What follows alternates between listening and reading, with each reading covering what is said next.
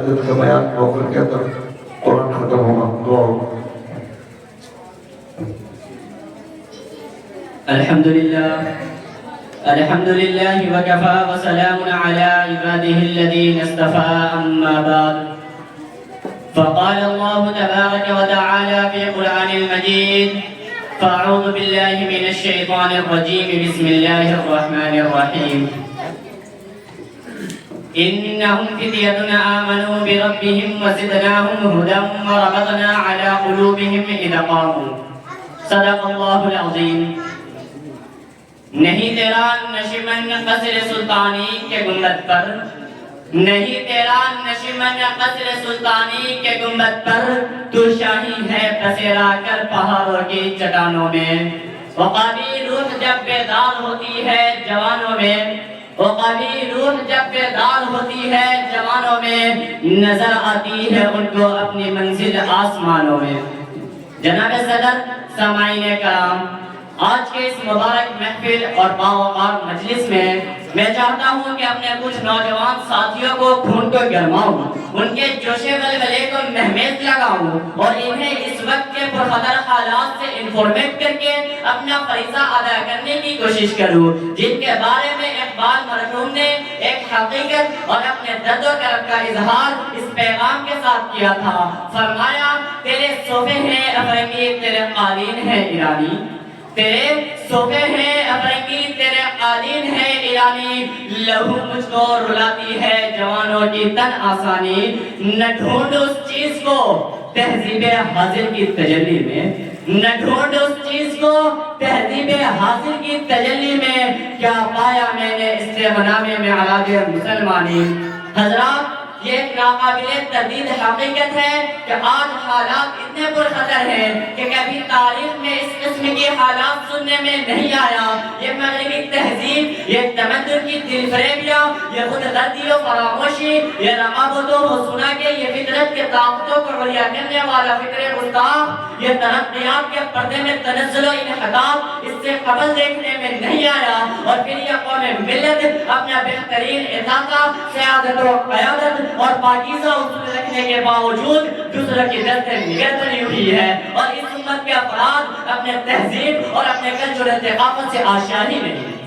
صدر علی وقار خاص طور پر وہ امت مسلمہ جو ستاروں پہ کمنڈے ڈال دیا کرتا تھا، جن کے آگے بڑی بڑی طاقتوں کی اڑیا جبیں خم ہو جایا کرتی تھی، جو دریا و سمندر میں اپنا راستہ تلاش کر لیتا تھا، جن کے عظمت سفر سے چٹانیں چور چور ہو جایا کرتی تھی، جن میں مریم جیسی عفت، سلیمان جیسا دانائی اور ایوب جیسا صبر تھا، جو صرف اور صرف خدا کے سامنے جھک سکتا تھا. لیکن دوستو، آج کے نوجوان جو صرف چند پیسوں پہ اپنا ایمان، اپنا ریلیجن، اپنا دھرم پیش ڈالتے ہیں، انہیں لگتا ہے کہ یہی زندگی ہے، جیسے چاہے ہم اس روئے زمین پر رہے، جیسے چاہے اعمال کرے، ہم سے اس کے بارے میں آخرت کے دن کوئی سوال نہیں کیا جائے گا. یہ اس کی بھول ہے، یہ اس کی فولشنس ہے.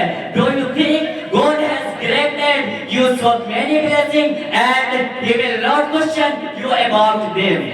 تمہیں کیا لگتا ہے اللہ رب العزت نے اس روئے زمین پہ ہمیں اتنے انعامات سے نوازا ہے؟ ہمیں اس انعامات کے بارے میں اللہ رب العزت قیامت کے دن سوال نہیں کریں گے. ہرگز، بے شک ہم سے سوال کیا جائے گا.